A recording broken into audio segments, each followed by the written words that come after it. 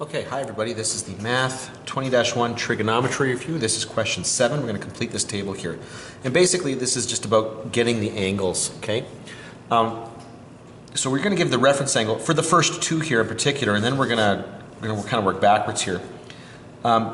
If my reference angle is 28 degrees, in quadrant 1, the rotation angle will be 28. If the reference angle is 39, in quadrant 1, it's going to be 39 degrees. And if the reference angle is A, if the best I can say is A, then the rotation angle in quadrant 1 is going to be A degrees. The issue being the rotation angle and the reference angle are the same in quadrant 1.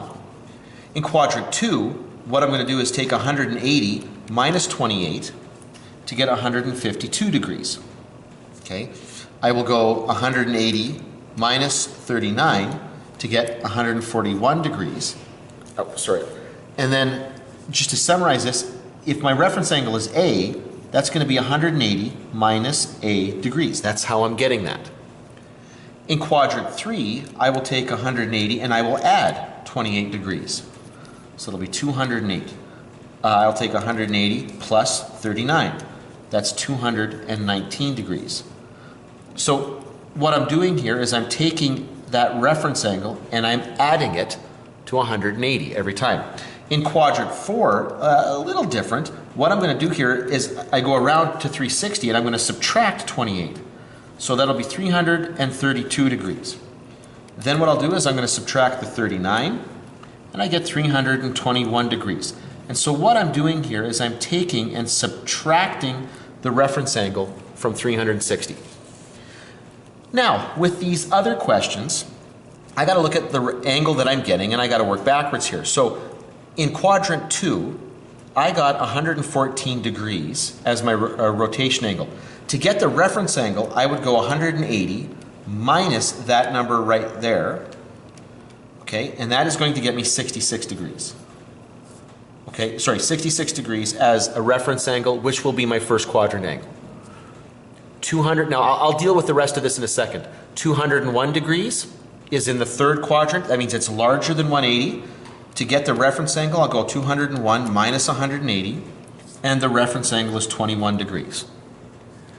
295 is in the third quadrant. So, sorry, fourth quadrant. My mistake, fourth quadrant. So what I'm going to do is I'm going to subtract that from 360 to get my answer here, and what I'm going to get here is 65 degrees as my angle. Now, let's go back and put these in the right quadrants. If I know that 66 is my reference angle, so in quadrant 3 it's going to be 180 plus 66. The answer is going to be, 180. I'm doing this on the calculator on the side and I plugged in the wrong numbers. Just want to make sure I get the right numbers here. 246 degrees. If I'm going to do this in quadrant 4, I'm going to take 360 minus 66, and that'll be 294 degrees.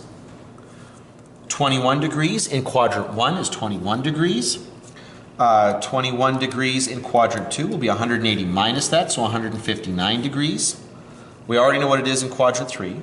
So then 360 minus 21 degrees will be 339 degrees. 65 degrees in quadrant 1 is 65 degrees. 65 degrees in quadrant 2 is going to be 115 degrees, and I would expect there to be a one angle degree difference. Blech, can't believe I'm having a hard time saying that. In the third quadrant, I'm going to add that to 180 to get 245 degrees. And there you go. We've got everything figured out there. So there's all the angles you need.